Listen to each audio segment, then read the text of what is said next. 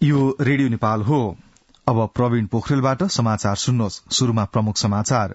नेपालको खेलकुद क्षेत्रको विकासका लागि निजी क्षेत्रको लगानी बढ़ाउन आवश्यक रहेकोमा प्रधानमन्त्री शेरबहादुर देउवाको जोड़। जैविक विविधताको संरक्षण र जलवायु परिवर्तनको क्षेत्रमा धेरै काम गर्नुपर्ने अवस्था रहेको प्रधानमन्त्री देउवाको भनाई। निर्वाचनलाई दूषित पार्ने खालको सामग्री सम्प्रेषण नगर्न संचार माध्यम र सामाजिक सञ्जाल प्रयोगकर्तालाई प्रमुख निर्वाचन आयुक्त दिनेश कुमार थपलियाको आग्रह। बेलायतका प्रधानमन्त्री लिज ट्रसद्वारा कार्यभार सम्हालेको 45 दिनमा नै राजीनामा र नवौं राष्ट्रिय खेलकुद प्रतियोगिता पोखरामा सम्पन्न। त्रिभुवन आर्मी क्लब 172 स्वर्णसहित टीम च्याम्पियन बन्न सफल। सुरेश, के छ खबर? कहाँ छौ? मेरो सब ठिक छ यार, अफिसमा छु। अनि घर तयार भयो तिम्रो? घर त तयार भयो यार। अब घरमा इन्टरनेट, टेलिभिजन लाइन अनि टेलिफोन नम्बर पनि लिनु थियो। अब तिमी नै छौ यहाँ नेपालमा पाइने सुविधाको बारेमा जानकार भएको। म त 15 वर्ष भयो यार देशबाट टाढा भएको। सजेस्ट गर न यार, कुन राम्रो होला? इन्टरनेट, टेलिभिजन लाइन र टेलिफोन सेवाका लागि हो भने आँखा चिम्लेर नेपाल टेलिकमको fibre to the home FTTH सेवा लिहाल। तिमीलाई चाहिएको सबै सुविधा नेपाल टेलिकममा पाउँछौ। ढुक्क भएर लिँदा हुन्छ। ल, गजब भएछ। मलाई चाहिएको सबै सुविधा एउटै फाइबरबाट पाउने भएपछि थ्याङ्क यू यार। थ्याङ्क यू मलाई भन्दा नेपाल टेलिकमलाई भन। जनतालाई निरन्तर सेवा दिँदै आएको छ। नेपाल टेलिकम, राष्ट्रको सञ्चार।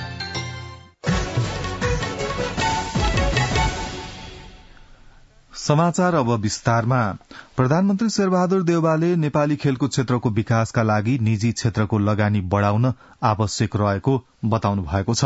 नवौं राष्ट्रिय खेलकुद प्रतियोगिताको हिजो पोखरामा समापन गर्नुहुँदै प्रधानमन्त्री देउवाले खेलकुदलाई देशको आर्थिक गतिविधिसँग जोड्न निजी क्षेत्रको लगानी आकर्षित गर्न सक्नुपर्ने बताउनुभयो। खेलाड़ीको तलब भत्ता, औषधि उपचार, बीमा जस्ता आर्थिक एवं गैर आर्थिक सुविधा सुनिश्चित गर्न सरकार प्रतिबद्ध रहेको बताउनुहुँदै प्रधानमन्त्री देउवाले खेलकुद पूर्वाधारको विकासका लागि लगानी गर्न प्रदेश तथा स्थानीय सरकारसँग आग्रह समेत गर्नुभयो। प्रधानमन्त्री देउवाले प्रतियोगिताको दौरानमा ज्यान गुमाएका प्याराग्लाइडिङ खेलाड़ीप्रति श्रद्धांजलि व्यक्त गर्नुहुँदै आगामी दिनमा यस्ता दुर्घटना नदोहोरिने गरी खेलाड़ीको सुरक्षा प्रबन्ध मिलाउन सरकारवाला निकायलाई निर्देशन दिनुभयो। प्रधानमन्त्री देउवाले पदक तालिकामा सबैभन्दा अग्रस्थानमा रहेको त्रिभुवन आर्मी क्लबलाई रनिङ ट्रफी पनि प्रदान गर्नुभयो। राष्ट्रिय खेलकुद प्रतियोगितामा यसपटक रनिङ ट्रफीको नयाँ शुरूआत भएको हो। नवौं राष्ट्रिय खेलकुद प्रतियोगितामा त्रिभुवन आर्मी क्लब 172 स्वर्ण सहित टीम च्याम्पियन बन्न सफल भयो। हिजो साँझ सम्पन्न नवौं राष्ट्रिय खेलकुद प्रतियोगिता कस्तो रह्यो त, यस विषयमा कुराकानी गर्न युवा तथा खेलकुद मन्त्री महेश्वर गहतराज यति बेला हाम्रो टेलिफोन सम्पर्कमा हुनुहुन्छ। मन्त्रीज्यू, समाचारमा स्वागत छ यहाँलाई।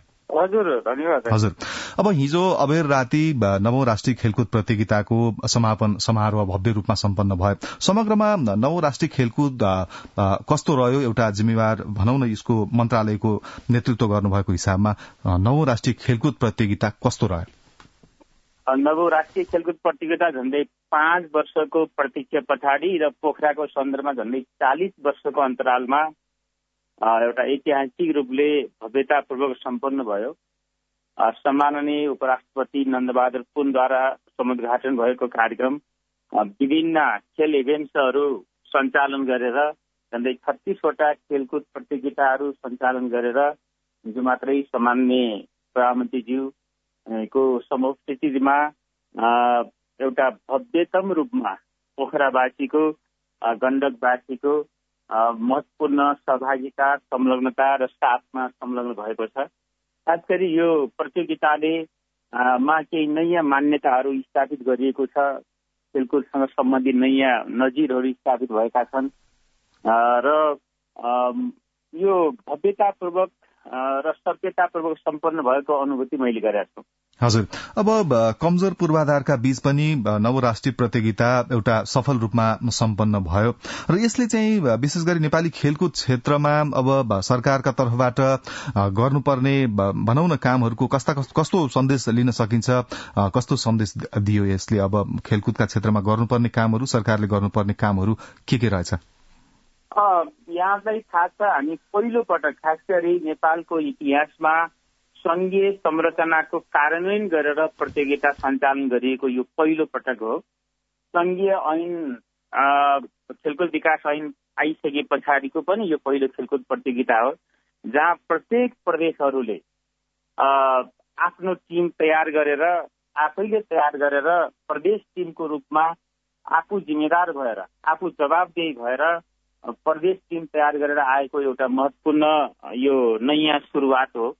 त्यसैले आगामी दिनमा खास गरी यो खेलकुद प्रतियोगिताकोबाट के अनुभूति हुनेछ भने प्रदेशहरूमा खेलकुद विकासको अवस्था प्रदेश सरकारले योजनाबद्ध तरिकाले अगाडि बढाउनेछ र उसले केन्द्र सरकारसँग खास गरी पूर्वाधार निर्माणको सन्दर्भमा साझेदारी गर्ने र पूर्वाधार निर्माणको सन्दर्भमा केन्द्र सरकारलाई झकझक्याउने र प्रदेश टिम तयारीको सन्दर्भमा आफू नै सबभन्दा बढी जवाबदेही भएर अन्तर्राष्ट्रिय खेलकुदको लागि केन्द्र सरकारले अथवा राज्यले राष्ट्रिय टिम तयार गरे जस्तै राष्ट्रिय प्रतियोगितामा पदक प्राप्त गर्न रनिङ सिल्ड ट्रफी लिनको लागि र आफ्नो प्रदेशलाई खेलकुदको माध्यमबाट पहिचान दिनको लागि पनि मलाई लाग्छ प्रदेशहरूले आगामी प्रतियोगितामा सबभन्दा बढी प्रतिस्पर्धा गर्ने आधार यो प्रतियोगिताबाट पैदा भएको छ।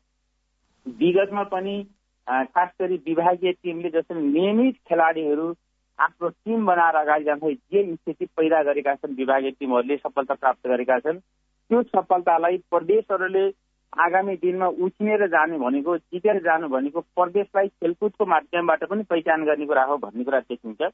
त्यसैले यो एउटा सकारात्मक ढङ्गले अगाडि बढ्ला भने यो प्रतियोगिताको सन्दर्भमा खास गरी पोखराको केही पूर्वाधारहरू हामीले निर्माण गर्ने सोच बनाइसकेका थियौँ। यद्यपि यो कोभिड-19 को कारणले निष्ठाको अभाव र कतिपय समय अभावको कारणले पनि र 9औं राष्ट्रिय खेलकुद प्रतियोगितालाई पोखरामा यति बेला गर्ने कहिले गर्ने भनेर निरन्तर त्यही राखिराख्नुभन्दा यसको गतिशीलतालाई र 9औं राष्ट्रिय खेलकुद प्रतियोगितालाई चलायमान बनाउनको लागि पनि यहाँ खेलकुद प्रतियोगिता छिटोभन्दा छिटो गरेर अरू ठाउँको पूर्वाधार विकासको आधार पनि तयार गर्नुपर्ने अवस्था थियो। त्यो कुरामा पनि हामी सफल भयौँ। खास गरी यहाँ पूर्वाधार एउटा राम्रो स्टेडियम निर्माण भएको छ, त्यसमा सोलर लाइटको व्यवस्था हामीले आगामी दिनमा गर्नुपर्छ भने खास गरी क्रिकेटको पूर्वाधार हामीले आगामी दिनमा सम्पन्न गरिसक्नुपर्छ। त्यस्तै गरी पोखराको सन्दर्भमा स्विमिङ र सुटिङ, किनकि पोखरा एउटा महत्वपूर्ण पर्यटकीय सिटी हुनुको कारणले गण्डक एउटा पर्यटकीय गन्तव्य हुनुको कारणले यसलाई स्पोर्ट्सको माध्यमबाट पनि चिनाउनु पर्ने आवश्यकता हो। त्यो पूर्वाधार निर्माणको सन्दर्भमा केन्द्र सरकारले समेत आगामी दिनमा महत्वपूर्ण सपोर्ट सहयोग र योजनाबद्ध तरिकाले अगाडि बढाउनेछ। तर अब पूर्वाधार निर्माणको सन्दर्भमा स्थानीय सरकार, प्रदेश सरकार र केन्द्र सरकारको बीचमा साझेदारी, सहकारी र समन्वयात्मक वातावरण बनाउनु पर्छ भने त्यसै निजी क्षेत्रलाई पनि अब हामीले संलग्न गराउनु पर्छ भन्ने कुरा अहिले देखा परेको छ। हामी त्यसलाई लागू गर्छौं। हजुर, हस्, धन्यवाद मन्त्रीज्यू। 9औं राष्ट्रिय खेलकुद प्रतियोगिता हिजो सम्पन्न भयो, यस बारेमा हामीसँग कुराकानीमा रहिदिनु भयो, यहाँलाई धेरै धन्यवाद। धन्यवाद। राष्ट्रको एउटा महत्वपूर्ण सञ्चार माध्यमबाट म सम्पूर्ण गण्डकवासी, गण्डक सरकार, यहाँका स्थानीय तह र स्थानीय प्रशासन जनसमुदायप्रति आभार व्यक्त गर्दै धन्यवाद दिँदै मेरा भनाइ सिकाउँछु। उहाँ हुनुहुन्थ्यो युवा तथा खेलकुद मन्त्री महेश्वर गहतराज। पोखरा रंगशालामा हिजो भएको समापन समारोहमा प्रधानमन्त्री शेरबहादुर देउवाले कर्णाली प्रदेशका सामाजिक विकास मन्त्री यज्ञबहादुर विसीलाई 10औं राष्ट्रिय खेलकुदको झण्डा हस्तान्तरण गरेर 9औं राष्ट्रिय खेलकुद समापन गर्नुभएको हो। प्रधानमन्त्री शेरबहादुर देउवाले प्रकृति संरक्षणको क्षेत्रमा काम गर्ने निकायबीच समन्वय र सहजीकरण हुन आवश्यक रहेको बताउनु भएको छ। राष्ट्रिय प्रकृति संरक्षण कोषको 40औं वार्षिक उत्सवका अवसरमा हिजो आयोजित कार्यक्रममा उहाँले जैविक विविधता संरक्षण र जलवायु परिवर्तनको क्षेत्रमा धेरै काम गर्नुपर्ने र त्यसबाट नेपाल र नेपालीले धेरै लाभ लिन सक्ने विश्वास व्यक्त गर्नुभयो।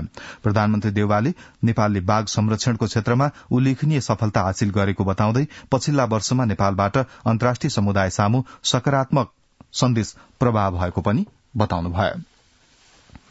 प्रमुख निर्वाचन आयुक्त दिनेश कुमार थपलियाले निर्वाचन र लोकतन्त्रलाई दूषित पार्ने खालका सामग्री सम्प्रेषण नगर्न संचार माध्यम र सामाजिक सञ्जाल प्रयोगकर्तालाई आग्रह गर्नुभएको छ। आगामी मक्सिर 4 गते हुने प्रतिनिधि सभा र प्रदेश सभाका सन्दर्भमा सामाजिक सञ्जाल फेसबुकको मातृ संस्था मेटाले हिजो संचारकर्मीहरूका लागि आयोजना गरेको भर्चुअल तालिममा प्रमुख आयुक्त थपलियाले संचार माध्यम स्वनियम र स्वनियन्त्रित हुनुपर्नेमा आयोगले जोड़ दिँदै आएको उल्लेख गर्नुभयो। उहाँले आयोगले निर्वाचन आचार संहितामा पहिलो पटक मिथ्या सूचना, दुष्प्रचार र द्वेषपूर्ण अभिव्यक्तिलाई व्याख्या गरी त्यसको नियमनको प्रबन्ध गरेको जनाउँदै आयोगले संचार माध्यम र सामाजिक सञ्जाललाई नियन्त्रण नभई नियमन गराउन खोजेकाले यसमा सबैको साथ आवश्यक रहेको उल्लेख गर्नुभयो। निर्वाचन आयोगका आयुक्त डाक्टर जानकी कुमारी तुलाधरले आचार संहिताको उल्लंघनमा संचार माध्यमलाई वाचडगको भूमिका निभाउन आग्रह गर्नुभएको छ। नेपालगंजमा हिजो आयोजित प्रतिनिधि सभा र प्रदेशसभा निर्वाचन प्रदेश स्तरीय अभिमुखीकरण कार्यक्रममा उहाँले विगतका निर्वाचन जस्तै यसपटक पनि संचार माध्यमबाट निष्पक्ष भूमिकाको आयोगले अपेक्षा गरेको बताउनुभयो। उहाँले बदरमत घटाउन आयोगले मतदाता शिक्षालाई जोड़ दिँदै प्रचार प्रसारलाई अगाडि बढ़ाएको पनि उल्लेख गर्नुभयो। निर्वाचन आयोगले प्रतिनिधि सभा सदस्यका रौतहट क्षेत्र नम्बर 1 का उम्मेद्वार एवं नेकपा एकीकृत समाजवादीका अध्यक्ष माधव कुमार नेपाललाई फ्री भिसा र फ्री टिकटको आश्वासन दिएको विषयप्रति 24 घण्टाभित्र स्पष्टीकरण पेश गर्न पत्र पठाएको छ। अध्यक्ष नेपालले रौतहट जिल्लामा आयोजित एक कार्यक्रममा आफूले चुनाव जिते देश बाहिर युवालाई रोजगारीको अवसर दिने आश्वासन बाँडेको विषयमा स्पष्टीकरण सोधेको निर्वाचन आयोगले जनाएको हो। सोही विषयमा आयोगले जिल्ला प्रहरी कार्यालय रौतहटलाई आवश्यक प्रक्रिया अगाडि बढ़ाउन पत्र पठाएको छ। नेपाल पञ्चाङ्ग निर्णायक विकास समितिले कार्तिक 8 गते मंगलबार कार्तिक कृष्ण औँसीका दिन खण्डग्रास सूर्यग्रहण लाग्ने जनाएको छ। ग्रहणले अपराह्न 4:52 स्पर्श गर्नेछ भने ग्रहण लागेको 32 मिनटपछि बेलुकी 5:24 सूर्यास्त हुने समितिका कार्यकारी निर्देशक सूर्य प्रसाद ढुंगेलले जानकारी दिनुभयो। करिब 32 मिनट मात्र नेपालबाट ग्रहण देखिने र ग्रहणले बेलुकी 7:30 बजे छाड्नेछ। शास्त्रीय मान्यता अनुसार कार्तिक 8 गते बिहान 4:52 देखि बालक, वृद्ध र बिरामी बाहेक अरूलाई भोजन निषेध गरिएको छ। ग्रहण बार्नेले कार्तिक 9 गते बिहान सूर्योदय नभएसम्म अन्न खान निषेध गरिएको छ। ग्रहणका समयमा स्नान, दान, श्राद्ध, जप, ध्यान, साधना लगायत कर्म गर्न शुभ मानिन्छ। ग्रहणका समयमा दीक्षा मन्त्र लिन पनि उत्तम हुने शास्त्रीय मान्यता रहेको धर्मशास्त्रविद डाक्टर रामचन्द्र गौतमले बताउनुभयो। सूर्य ग्रहणमा 4 प्रहर 12 घण्टा र चन्द्र ग्रहणमा 3 प्रहर 9 घण्टा अघिदेखि सूतक लाग्ने धर्मशास्त्रविद गौतमले बताउनुभयो। सूतक लागेपछि भोजन गर्न नहुने धार्मिक विश्वास रहिआएको छ। संस्कृति, पर्यटन तथा नागरिक उड्डयन मन्त्री जीवनराम श्रेष्ठले छिमेकी मित्र राष्ट्र चीनको समृद्धि र आधुनिकीकरणबाट नेपालले शिक्षा लिनुपर्ने बताउनु भएको छ। चीनिया कम्युनिष्ट पार्टीको 20औं महाधिवेशनको अवसरमा ललितपुरमा फ्रेन्च क्लब सिल्क रोड क्लबले आयोजना गरेको फोटो प्रदर्शनीको उद्घाटन गर्नुहुँदै मन्त्री श्रेष्ठले सामाजिक र आर्थिक विकासलाई नयाँ उचाइमा पुर्याएर चीनले विश्वको पहिलो आर्थिक शक्ति राष्ट्रमा सूचीबद्ध हुने सफलता हासिल गरेको बताउनुभयो। उहाँले औद्योगिकीकरण र सूचना प्रविधिको क्षेत्रमा चीनले पाएको सफलताबाट प्रेरणा लिनुपर्ने पनि बताउनुभयो। फोटो प्रदर्शनीमा चीनिया कम्युनिष्ट पार्टी स्थापना भएको 100 वर्षको अवसरमा चीनले हासिल गरेका उपलब्धिहरू समेटिएका छन्। स्रोत नखुलेको 20 लाख रूपियाँ सहित पक्राउ परेका 2 जनालाई धनुषा प्रहरीले हिजो सार्वजनिक गरेको छ। पक्राउ पर्नेमा सुनसरीको इनरुवा नगरपालिका वडा नम्बर 6 का 22 वर्षीय आशिष कामत र 27 वर्षीय बजरंग प्रसाद गुप्ता रहेको धनुषाका प्रहरी प्रवक्ता प्रहरी नायब परीक्षक प्रदीप बहादुर छेत्रीले जानकारी दिनुभयो। अर्घाखाँचीमा अरिगालको टोकाईबाट एक महिलाको मृत्यु भएको छ। सिद्धगंगा नगरपालिका 3 पद्मेकी 21 वर्षीय रोमा सारूको मृत्यु भएको प्रहरीले जनाएको छ। दिउँसो गाई चराउन गएकी उनलाई अरिगालले टोकेको थियो। सारूको उपचारका क्रममा देवदह मेडिकल कलेजमा मृत्यु भएको जिल्ला प्रहरी कार्यालय अर्घाखाँचीका प्रहरी नायब परीक्षक मुकुन्द रिजालले जानकारी दिनुभयो। तिहार नजिकिएसँगै यति बेला व्यावसायिक रूपमा फूल खेती गर्ने किसानलाई फूलको बिक्री वितरण गर्न भ्याइने भ्याइ छ। फूल खेतीबाट सिन्धुलीका किसानले राम्रो आमदानी समेत गर्दै आएका छन्। सिन्धुलीबाट कमल सरला सुनुवारको यो रिपोर्ट। सुनकोशी गाउँपालिका 3 का ज्ञानेन्द्र भट्टराईलाई यति बेला फूलमाला बिक्री वितरण गर्न भ्याइ नभ्याइ छ। उहाँको बारीमा फूलमाला अर्डर गर्नेहरूको ओइरो लाग्न थालेको छ। तिहारको बेला यतातिर धेरै प्रायोरिटी दिन मिल्दैन, थोरै माला मात्रै हामीले दिन मिल्छ। पुरै खेतमै पुरै फूल लिन आउँछौं भन्नुहुन्छ, तर हामीले फेरि होलसेललाई दिनुपर्ने भएको हुनाले उहाँले व्यावसायिक रूपमा फूल खेती गर्नु भएको 4 वर्ष भयो। 6 रोपनी जग्गामा फूल खेती गर्नु भएको उहाँले 12 महिना सयपत्री फूल उत्पादन गर्नुहुन्छ। फूल बेचेर मासिक 1 लाख आमदानी गर्दै आइरहनु भएको छ। दैनिक 5 देखि 600 माला काठमाडौँको पशुपतिमा जाने गरेको बताउनुहुन्छ। मैले 12 महिना उत्पादन गर्ने हो, राम्रै उत्पादन भएको छ। एउटा मालाको अहिले 30 रुपियाँको दरले पठाउने गरेको छु। होलसेलमा चाहिँ हाम्रो लोकलमा चाहिँ 50 रुपियाँ पर्छ। हाम्रो खर्च कटौती गर्दाखेरि लगभग 1 लाख जति बस्छ मन्थली। त्यस्तै कमलाबाई नगरपालिका 5 की इन्दिरा थापाले पनि व्यावसायिक रूपमा फूल खेती गर्नु भएको 5 वर्ष भयो। उहाँलाई पनि यति बेला भ्याइ नभ्याइ छ। घरमै अर्डर आउँछ अनि त्यही दिने गरेको। तिहारको लागि त माला भन्नेलाई माला उनेर अनि फूलै लाने भन्नेलाई फुलै दिने गरे। अन्य समयको तुलनामा तिहार पर्वमा फूलमालाको बिक्री वितरण निकै हुने गर्दछ। कमल सरला सुनुवार, रेडियो नेपाल, सिन्धुली। विद्यालयलाई शिक्षाको मन्दिर माने पनि कतिपय किशोरीहरूले भने साथीभाइ र गुरूहरूबाटै विभिन्न खाले दुर्व्यवहार भोग्ने गरेका छन्। संवाददाता यशोदा अधिकारीको यो रिपोर्ट। बालबालिका ज्ञान आर्जनका लागि विद्यालय जाने गर्छन्। असल शिक्षा लिन भनेर विद्यालय जाने कतिपय बालिका तथा किशोरीहरू भने साथीभाइ र शिक्षकहरूबाटै दुर्व्यवहारमा पर्ने गरेका छन्। सामुदायिक विद्यालयहरूमा यथेष्ट मात्रामा महिला शिक्षकहरू नभएका कारण पनि किशोरीहरूले आफूमाथि हुने दुर्व्यवहारका कुरा खुलेर राख्न सकिरहेका छैनन्। राष्ट्रिय किशोरी सञ्जालकी अध्यक्ष ललिता तामाङ विद्यालय व्यवस्थापन समितिमा किशोरीहरूको प्रतिनिधित्व हुन सके आफूहरूमाथि हुने दुर्व्यवहारका कुरा सजिलै बताउन सकिने थियो भन्नुहुन्छ। गर्ल्सहरूलाई चाहिँ मेन्स्ट्रुएसन हुँदाखेरि प्याड लिन जाँदा आफू फ्रकको पछाडि दाग लाग्दाखेरि चाहिँ अरू साथीहरूले चाहिँ जिस्काउने, कति टिचरहरूबाट चाहिँ उहाँहरूलाई एब्युज भइरहेको हुन्छ। कम्प्युटर क्लासमा चाहिँ मेनली अब बडी टच गर्ने, प्रिन्सिपल भाइस प्रिन्सिपलदेखि लिएर सबै टिचरहरू चाहिँ मेल मात्र हुने। अनि हामी गर्ल्सहरूको प्रब्लम चाहिँ कसलाई सुनाउने, कसरी सुनाउने, त्यो विद्यालय व्यवस्थापन समितिमा चाहिँ किशोरीलाई चाहिँ प्रतिनिधित्वमा राख्नुभयो भने चाहिँ हामी चाहिँ आफ्नो प्रब्लमहरू सजिलै उहाँलाई भन्न सक्नुहुन्छ। विभिन्न अप्ठ्यारालाई छिचोलेर बल्ल तल्ल विद्यालय पुगेका बालिकामाथि संरक्षकको भूमिकामा रहनुपर्ने शिक्षक र हाँस्दै खेल्दै पढेर रमाउनु पर्ने केटा साथीहरूबाट हुने दुर्व्यवहारका कारण कतिपय बालिकाले विद्यालय नै छाड्ने गरेका छन् भने कतिपयले पढ़ाईलाई सहज रूपमा अगाडि बढ़ाउन सकिरहेका छैनन्। विद्यालयमा छात्राहरूका लागि छुट्टै शौचालय नहुने र सेनिटरी प्याडको व्यवस्था सहज नहुने जस्ता समस्या त छँदैछन्। त्यसमा पनि साथीहरूले जिस्काउने र पढ़ाउने गुरूहरूले नै गलत मनसायले छुन खोज्ने, बोलाउने र व्यवहार गर्ने लगायतका कारण छात्राहरूमा मानसिक असर समेत पर्ने गरेको पाइएको छ। विद्यालयमा हिंसा एवं दुर्व्यवहार भयो भने गुनासो सुन्ने व्यवस्था चाहिँ गरिएको बताउनुहुन्छ शिक्षा विज्ञान तथा प्रविधि मन्त्रालयका उपसचिव एवं लैंगिक फोकल व्यक्तिका रूपमा कार्यरत रमा अर्याल पन्थी। गुनासो पेटिकाहरू स्कुलहरूमा राखिन्छ, त्यहाँ पनि जेन्डर फोकल पोइन्टको व्यवस्था हुन्छ। त्यही प्रोसेसबाट पेटिकामा राखेको उजुरीहरू हेर्ने अनि कस्तो खालको छ त्यही स्कुल लेभलबाटै त्यसको सुनवाई हुन्छ। त्यसो त सामुदायिक विद्यालयमा प्रजनन स्वास्थ्य सम्बन्धी पढ़ाई शुरू गरिएको छ, तर त्यो प्रभावकारी हुन नसकेको र स्वास्थ्य तथा यौन शिक्षालाई हाँसो र लाजको विषय बनाइएको छ। बाल अधिकार कर्मी गौरी प्रधान पनि यसबारे राम्रो शिक्षा दिन सके विद्यालयभित्र छात्रामाथि हुने दुर्व्यवहार स्वत कम भएर जाने बताउनुहुन्छ।